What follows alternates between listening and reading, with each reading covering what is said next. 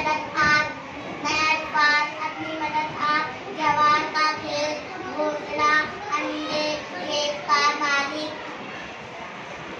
गौर से बातें सुनना, सुबह सवेरे खेत काटना, पर फैलाना, चींची करना,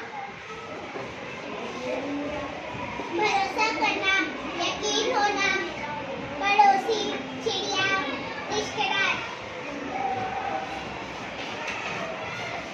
भाई भतीजे, इंतजार करना, तेज धूप, दरातियाँ तेज करना,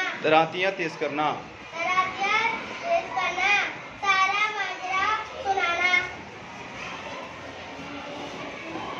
रास्ता देखना, हाथ बढ़ाना, चचाजाद भाई, घबराना, खेत पकाना, पकना।